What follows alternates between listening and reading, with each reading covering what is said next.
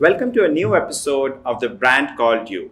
I am Arini and I am with Ashutosh Garg, the founder of the Guardian Pharmacy and Equation Coaching. We have been talking about personal branding these few days and we would like to continue our discussion. And let's turn a leaf from your book today, The Brand Called You, and let's discuss the attributes of personal branding. Sure. But before we move on to these attributes, I would like to ask one thing, and that's about the persona. You quote in your book, your persona, brand you, will define how you will be perceived by your audience and in the rest of your world. So, what exactly is my persona? So, all of us have a physical presence and we have a perceived presence. How many times have you seen when you are looking at somebody and you say, oh, this person is, I think, an iOS person, or so and so is an Android person, or this person, I don't think I can trust him or her, or this person, I can rely on for anything, right? I'm sure you'll have many, many such examples of people and similarly people experience you. So one is your physical persona, which is I'm an engineer, I'm an MBA, I'm a social media expert, I'm the big shot in my own organization, I'm an entrepreneur, I'm the CEO sitting in the corner office, etc. And then there is the perceived persona, which we all create. And the perceived persona has a very direct implication on how others see you, feel you, and sense you. Right. So the combination of your physical persona and your perceived persona is what you are as a package. Okay, that makes sense. So I'm definitely an iOS person. Okay. Only an Apple person, I guess. Okay, thank you. Let's move on to these attributes. So there are 8 attributes. I'll start with the first one. The first one you say is relevance. So what is this relevance? How should I establish my relevance? How do I make sure that I am relevant within my peer group, or even better still, in a wider audience? I go to an event. How should I be? How should I stand out from my peers? So Aruni, remember that when we talk about a personal brand, there is very little that is different from a personal brand that would not relate to a toothpaste brand or a motor car brand or any other brand, right? So when we speak relevance, we speak about us as individuals and how relevant they are in the communities or the circles that we are in. Am I relevant in the community that I live in? What does that mean? If there is a challenge in the community, do people reach out to me for counsel? Or do they just say, no, I don't think we can really rely on this person's judgment? If I'm in a work environment, do people, does my boss or does my subordinate, does my peer reach out to me and say, hey, listen, Ashutosh, can you give me some advice? Can you give me some guidance? So relevance is in different forms, even in the world of cricket. Right. You know that the Indian cricket team has been struggling to find a batsman at number 4 place. Right? Whoever they find will be the most relevant individual in terms of their personal brand for that slot. And yet we know that there are several people who could come in as the number 3 position or number 5 position. Mm-hmm. So you may be relevant at number 3 or number 5, but there you have to really be the greatest to be able to get selected. Right. So relevance is defined primarily between as what you are capable of doing, and second, how are you being perceived by the other members of the community. Okay, so that brings me to another point that you have written, and you say proper positioning. And I'll take example that you just took, a batsman at position 4. So how do I position myself with my own uniqueness and So how do I start? Should I start by doing a market research, because that's what I do for positioning brands? But then when my personal brand is in question, how should I find my position in the world? So, you don't have to go out and ask questions about your personal brand, but in every interaction that you have with friends, including when you go to a large party, your positioning is being given back to you all the time. So you'll have someone who's very, very gregarious. You'll have someone who's constantly, the so-called, if I can use the word, the clown of the party. You'll always have someone who's the very sober person. You'll always have someone who finds it the best and the easiest to go and stand in the balcony with his drink and keep, morose. So you have all kinds of individuals. Right. And, in an office environment, you could be the greatest social media expert. You could be the greatest brand manager. You could be the greatest accountant. Right. So it is these kind of positionings that you are grappling with all your life. And this keeps changing. Okay. So if I know people who have been great accountants who become chief financial officers, and then they've been promoted to chief executive officer and they failed. Oh. Right? Because they were great line managers, and therefore their positioning was fantastic as a line manager. But the moment they got into general management, they were not able to succeed.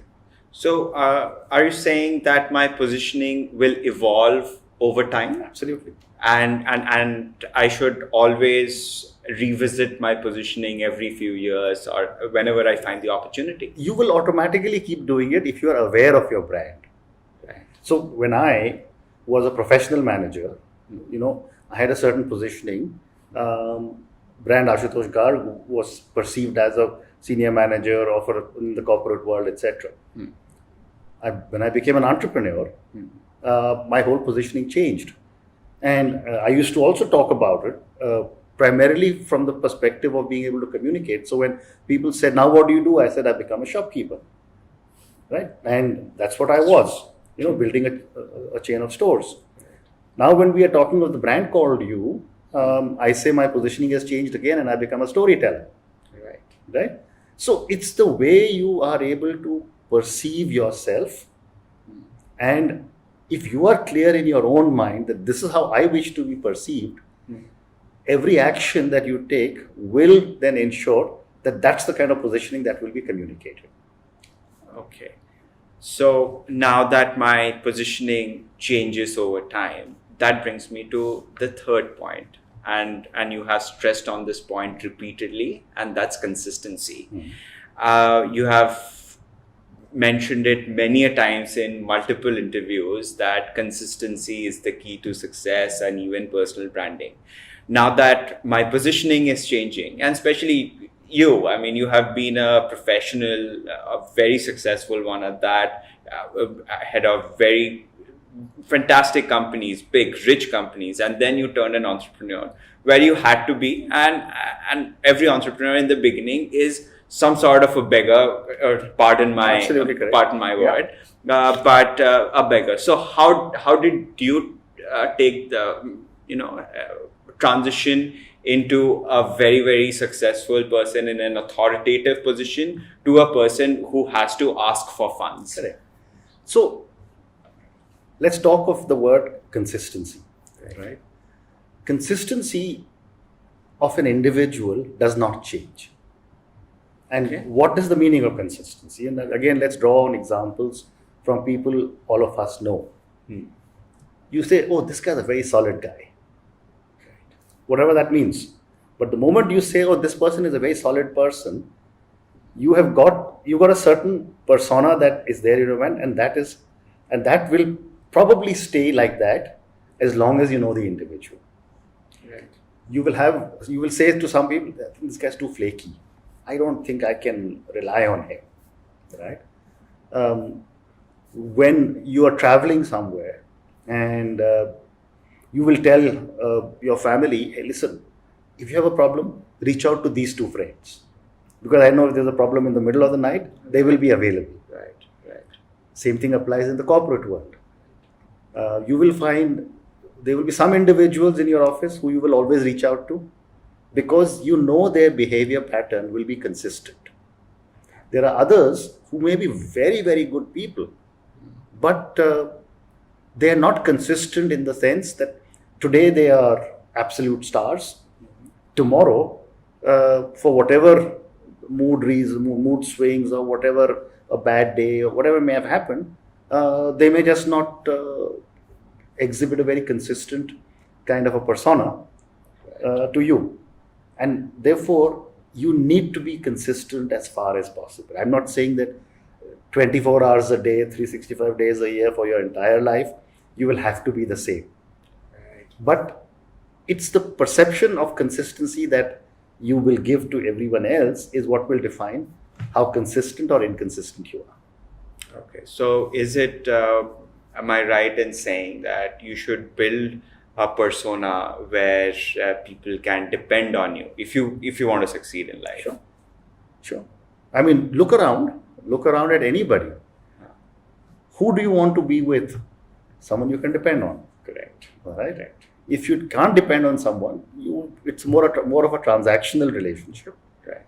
To say that, hey, listen, I can't depend on him, but I need him for a certain part of my business.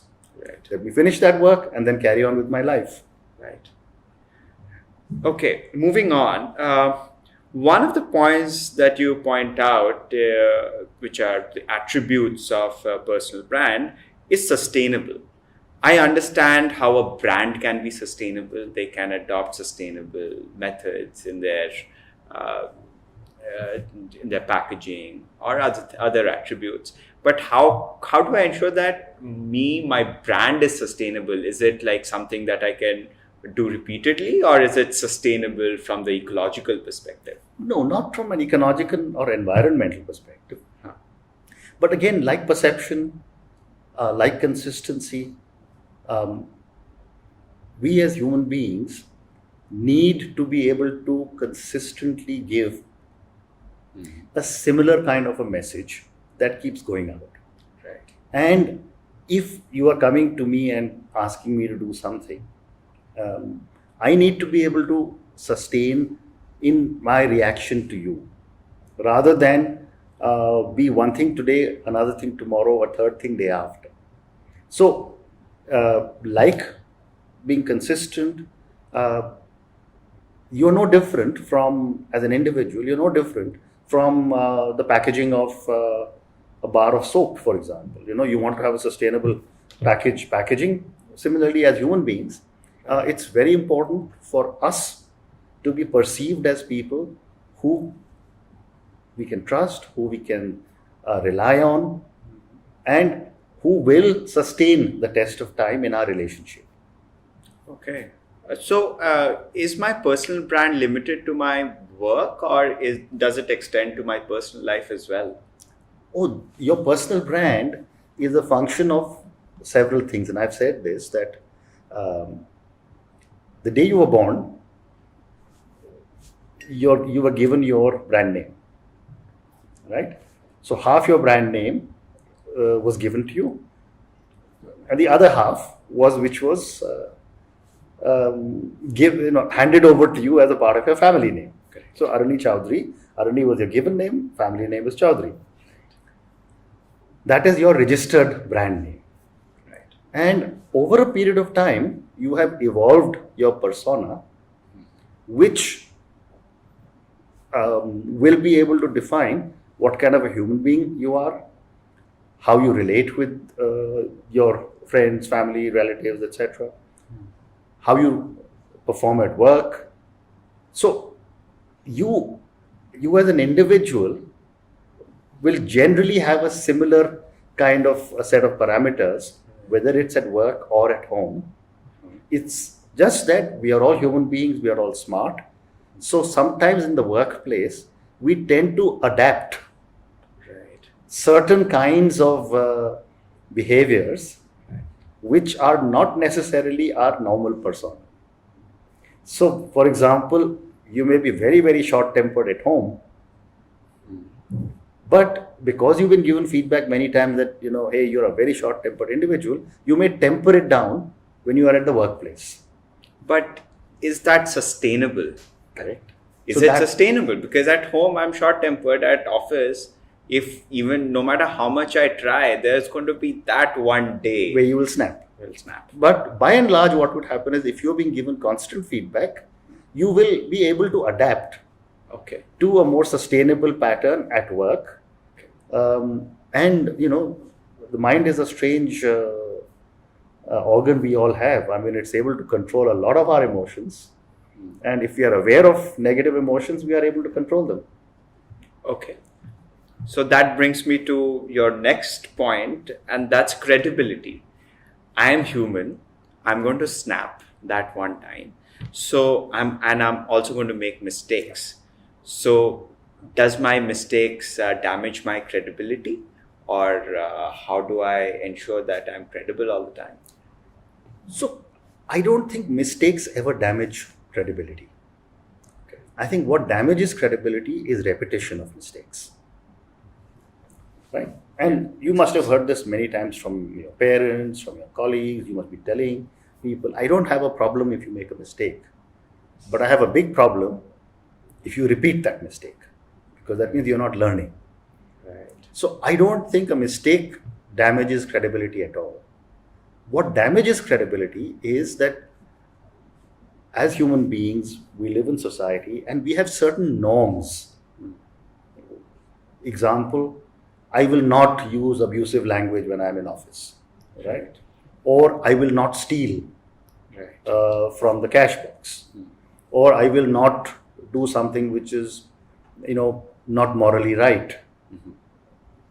Now, if I am seen to be doing things which are not correct or which are not within the so-called mores of society, then I will have a problem of being able to establish my credibility. Okay. So, if I come to you for a job and, you've read about the fact that, oh, this guy was caught in a stealing incident, you'll never hire me. Why? Because I'm not credible. Correct. Right? Right. So I think that is where, as a personal brand, becomes more credible. And in today's world, where everything is so digital and nothing you say, write, or do can ever be deleted. Right. It will always exist in some computer somewhere. Right. The ability to track down what you have said or done will always be there. Right. So therefore, your personal brand has to keep on investing in its own credibility, which must sustain the test of time. Makes sense. Now, we are at the last three attributes, and I have had a lot of trouble understanding these attributes. The first one is inspirational. What does inspirational mean? Does it mean that I have to deliver TED Talks to people every time I meet them, or should I quote inspirational quotes? It means neither of the two. Okay. You could be a Sadhguru, or you could be a Swami Ramdev, or you could be a Sri Sri Ravi Shankar, or any of the other inspirational leaders, or a Dalai Lama. But those are people who have reached a very high place in their own persona. But when I talk of inspiration, I talk of inspiration of people like you and me. And when I talk of inspiration is, am I able to inspire confidence in my colleagues, in my subordinates? Right. Am I able to inspire my superiors to say, I trust this guy and he will be able to deliver what we are asking him to do? Okay. So inspiration is a combination of what you are being asked to do, how you are being able to interact with a large community of people, and how you are being perceived by your peers. Okay. Having said that, there is, I think I've given this example once earlier, about this one individual who was used to sit at the cash box and in a checkout line in a supermarket. And there would be a line of 50 people who would be queued up and didn't mind waiting 20 minutes because they wanted to check out with him. Right. But on the other hand, the manager went to him and said to the people, and said, why don't you go to the other line? And they said, no, we don't want to go to the other line. And then when he found out, this young person, cashier, every night used to write out an inspirational quote and would put that into every checkout bag. Right. So people would wait for that also. So you should be somebody that people look up to. Correct. And feel comfortable being around. Correct. And of course, credibility is one of them. But then inspiration is you should be able to inspire good in other people. Yeah. I guess that's what it means. Inspire your teams to perform better. Right. The second one, or the seventh in the attribute list, is uniqueness.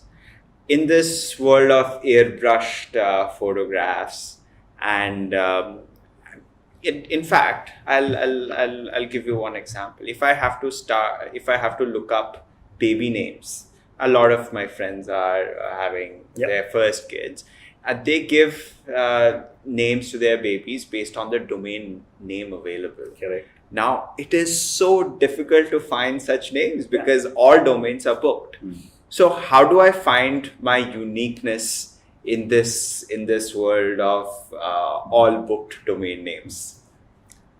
So I think it would be very short-sighted if we say that a domain name is what defines us being unique, right?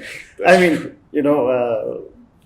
I think I have come across at least a dozen Ashutosh Gargs, and mind you, I was born in 1956, and there are Ashutosh Garg which have been born, and at least 4 of them have connected with me on LinkedIn. Wow. Right? So therefore, by that logic, there's nothing unique about my name. Names like a Sunil Gupta or a Tom Jones or Jack Smith. These are the millions and millions of people. So I don't think name is what would define uniqueness. But what would define uniqueness is an Arani who is unique in terms of your understanding of the social media space. Unique in the way that you love to go and drive your truck up into the mountains and live with nature. Unique in the sense that you want to play a musical instrument, right? And then if you were to put these 8-10 different types of things together, that is what is the uniqueness. So there may be a dozen Arani Chowdhuries, but it's highly unlikely that there'll be an Arani Chowdhury who is good in social media, who drives a truck, who plays cricket, who plays music, right? Who likes to collect black vinyl records and things like that, right? Yeah. So I think that is the uniqueness that you have as an individual, and that is what brand you has to be able to embody. Wow. How am I unique with everybody else in the world? That makes a lot of sense because I know only one other Oroni, and he's in Calcutta, and he's a quite a famous chef of a very, very popular and you enjoy restaurant. Cooking too? I enjoy cooking too, but then he's much better because he's a chef and he's actually making money out of making food. So yes, that's his uniqueness, and this Arani is doing this. And the third one. Third most difficult thing that I find very difficult to understand, and the 8th in the list of attributes of personal branding is appealing. Now, I have a problem with that because I can't be lovable all the time. Correct. I'm going to have my bad days, and I can't please people all the time. I find that personally quite difficult, though I'm not. I think that I'm lovable, but then still I can't be lovable all the time. Yeah. So I'm not at all saying you have to be lovable. What I'm saying is appealing. Appealing means if you and I are sitting in a room together, right? Am I able to communicate with you? Do I feel comfortable in being able to shake your hand and say, hello, I'm so and so. What do you do? 2 strangers sitting in a plane or in a bus, or 2 strangers sitting in a coffee shop alone and say, can we start talking? 2 colleagues, working together and saying, do I have the ability to communicate with this individual without getting worried that there are certain barriers that are drawn around the individual, or there are certain walls around the individual? And I'm sure we have all seen colleagues, superiors, subordinates, where you say, listen, I can't reach out to the guy. If I go in, he gives me such a nasty look that I don't feel like entering the office. Right. Or someone walks past my chair, some senior guy, and I quickly jump up and stand out of respect, right? The guy comes and stands next to me, and I'm shivering because I don't know what he will say or what he will look at. Right? So it is just how easy it is for you to be approached by other people, how easy it is for you to approach other people, Right. and how easy it is to be able to mingle with one another at home, in the environment, at work, and in the society. Thank you. That clarifies a lot. I hope you will find this as interesting and educative as I did. These 8 points are listed in the comments below. If you have any questions, please do reach out to us and we would like to answer them in one of our episodes. Thank you and keep watching The Brand Called You.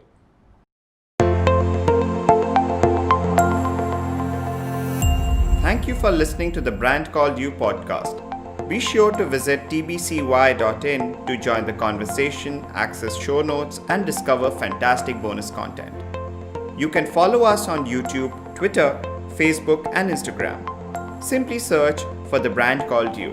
Thank you and see you next week.